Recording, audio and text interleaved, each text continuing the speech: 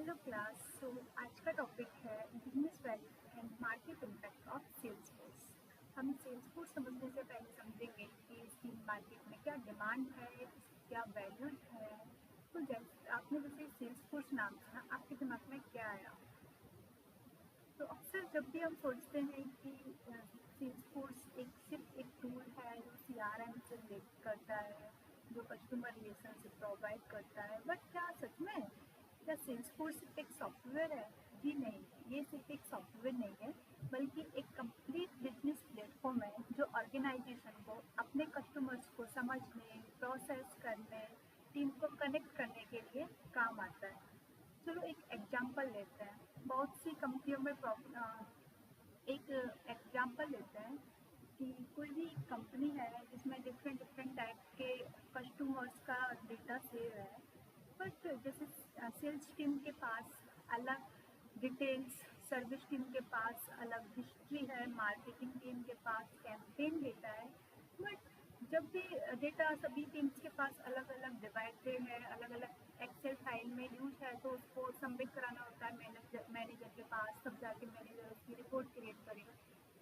But एक बात बताइए, जब हमारे पास एक ऐसा टूल हो जहाँ पे ये सारी चीज़ें एक ही जगह पर स्टोर हो सके, हम उसको चाहे सेल्स पर्सन हो, सर्विस टीम हो या मार्केटिंग टीम, एक ही प्लेटफॉर्म से उस सभी डेटा को एक्सेस कर सके और रिपोर्ट भी क्रिएट कर सके, तो आप किस टूल को प्रेफर करोगे? डिफरेंट डिफरेंट टाइप के टूल्स यूज करना या एक ही टूल्स जिसमें सभी चीज़ें एक साथ प्रोवाइड की गई हो? तो एक और बिजनेस इम्पैक्ट, जो बिजनेस वैल्यूज है, वो है automation. Automation in the sense कि हम इस डेटा को कैसे यूज कर सकते हैं। तो हर ऑर्गेनाइजेशन के पास कुछ ऐसे टास्क होते हैं जो हर बार रिपीट होते रहता है, जैसे लीड असाइन करना।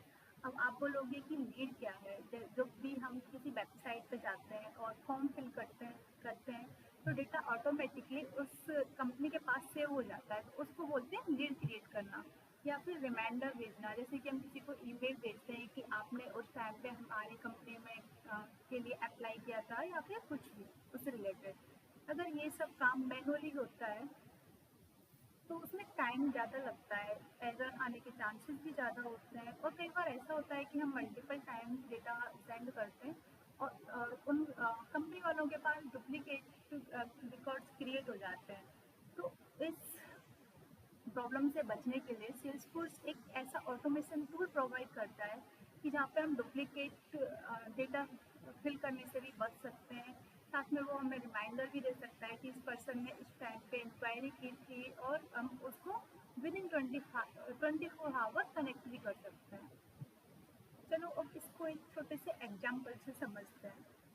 मान लो एक कोचिंग इंस्टीट्यूट या फिर ट्रेनिंग सेंटर में, जहाँ student website, WhatsApp, phone call और वॉकिंग के थ्रू इंक्वायरी करते हैं। आप सभी भी स्टूडेंट हो तो आप सभी कॉल करते हो, इंटर्नशिप के लिए पूछते हो या फिर जॉब्स के लिए अप्लाई करते हो, तो उसको लीड भेजना बोलते हैं। तो आप किससे कनेक्ट करते हो? व्हाट्सएप से, फ़ोन कॉल से या वॉकिंग से? तो ये सारी डेटा कहाँ पे सेव होता है? एक्सेल शीट में। तो क्या होता है उसके बाद, प्रोसेस क्या होती है कि आपने अगर कंपनी में अप्लाई किया है तो HR आपसे कांटेक्ट करेगा, या फिर आपने किसी कॉलेज में एडमिशन के लिए अप्लाई किया तो उसका जो काउंसलर है वो आपको फ़ोन करेगा, और वो डेटा कहाँ लिखेगा? यदि वो मार्केट में तो आपका डेटा फ़ोन नंबर व्हाट्सएप में सेव कर लेगा, या फिर डायरी में लिख लेगा, कहीं भी वो सेव कर सकता है। ऐसी सिचुएशन में क्या होता है कि डेटा को ट्रैक करना मुश्किल हो जाता है। सपोज करो कि जो काउंसलर है या HR है वो ऑफिस में नहीं था, तो वो आपका डेटा मिस भी कर सकता है कि हाँ, इस इंसान ने हमें कांटेक्ट किया था।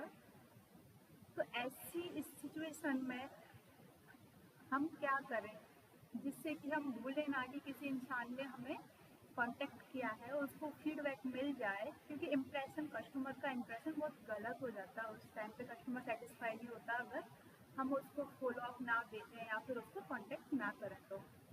अब यहीं से सेल्सफोर्स का यूज समझ में आता है। जब कोई स्टूडेंट वेबसाइट फॉर्म फिल करता है तो सिस्टम एक लीड क्रिएट कर देता है, फिर ऑटोमेटिकली उस लीड को किसी काउंसलर को असाइन कर देता है। जैसे कि आपने फॉर्म फिल किया तो फॉर्म जाके आपका जो भी काउंसलर होगा उसके पास जाके डेटा सेव हो जाएगा, और उसको नोटिफिकेशन मिल जाएगा कि विद इन 24 आवर उस उसको उस पर्टिकुलर स्टूडेंट से कांटेक्ट करना है, और स्टूडेंट की जो भी इंटरेस्ट हिस्ट्री है वो सारी एक ही जगह पे स्टोर हो जाएगी। और साथ ही साथ सेल्सफोर्स ऑटोमेशन के साथ साथ आपके जो भी फ्लो CRM फ्लो है या फिर प्रोफाइल अपडेट करता रहता है, टीम को लेटेस्ट जो भी इंक्वायरी होती है वो सारी अपडेट करता रहता है। अब हम अपने नेक्स्ट टॉपिक की साइड बढ़ते हैं। तो ये है एग्जीक्यूटिव ओवरव्यू। अब हम समझेंगे सेल्सफोर्स का एग्जीक्यूटिव ओवरव्यू क्या है। इसके पीछे का ऑब्जेक्टिव सिर्फ सेल्सफोर्स के को डिफाइन करना नहीं, बल्कि ये समझाना भी है कि सेल्सफोर्स का बिजनेस वर्ल्ड में कितना इम्पोर्टेंस है, इसकी प्रैक्टिस पर्पज क्या है, इसके मार्केट में क्या इम्पैक्ट पड़ता है, ऑर्गेनाइजेशन इस प्लेटफॉर्म को क्यों सेलेक्ट करता है, कैसे हम इसको यूज कर सकते हैं, AI की इसमें हेल्प ले सकते हैं या नहीं ले सकते, क्या ये डेटा साइंस को भी रिप्लेस कर सकता है या फिर ये इससे भी एडवांस है, ये सारी चीज़ें हम इसके बाद इसमें समझेंगे। सो सेल्सफोर्स से पहले हम एक बेसिक चीज़ समझते हैं जो सेल्सफोर्स जिस पे वर्क करता है वो है CRM in the sense customer relationship management. As a trainer और एज ए स्टूडेंट, अगर ट्रेनर और स्टूडेंट का रिलेशनशिप अच्छा ना हो तो क्या आप ट्रेनर से पढ़ना पसंद करोगे? नहीं।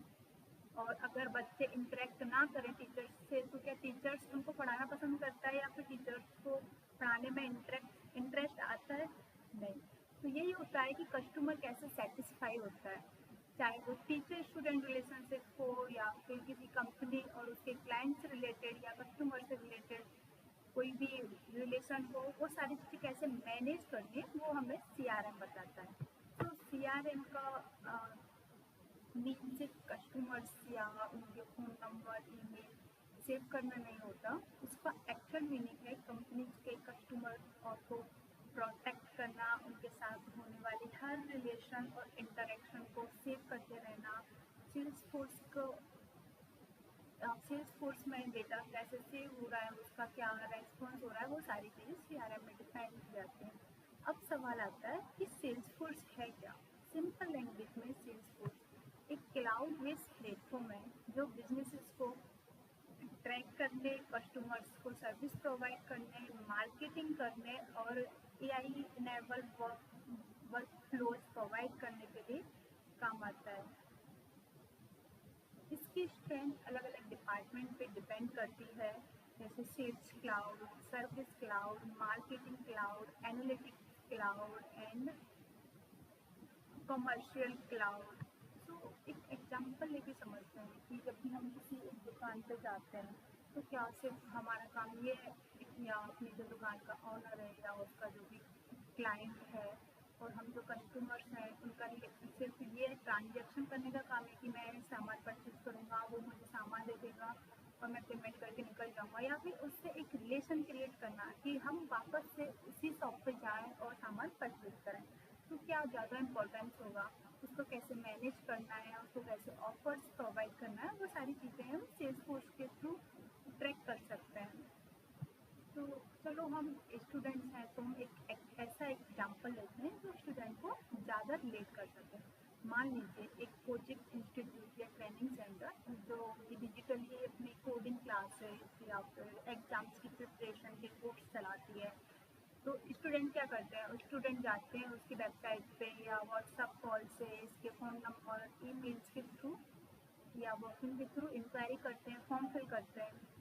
सोचो अगर इंस्टीट्यूट के पास डेटा प्रॉपर ना हो तो इंक्वायरी डिटेल्स एक्सेल में सेव करते हैं, कभी काउंसलर की डायरी में, कभी फ़ोन नंबर में, कैसे डिटेल्स शो करते हैं, ऐसे ही करते हैं अगर CRM ना हो तो, और कभी चैट स्क्रीनशॉट लेके डाल देते हैं। अब इसका रिजल्ट क्या आता है कि कई स्टूडेंट्स को कॉल बैक नहीं मिलता, कई के फॉर्म डुप्लीकेट फिल हो जाते हैं और मैनेजमेंट को क्लियर नहीं हो पाता कि हमने किससे बात करनी है, किससे नहीं की है, किस बच्चे को कांटेक्ट करना है, ये सारी प्रॉब्लम क्रिएट हो जाती हैं।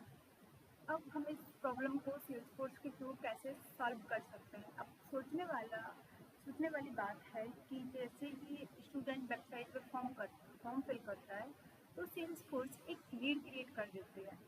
वो लीड जो अपना काउंसलर होता है या फिर कंपनी में या एचआर है या इंस्टीट्यूट में जो अपने काउंसलर्स बैठे हुए हैं उनके पास वो लीड के लिए मैसेज जाएगा और उनको नोटिफिकेशन मिल जाएगी कि आपका जो इंक्वायरी है वो हाई प्रायोरिटी की है और हमें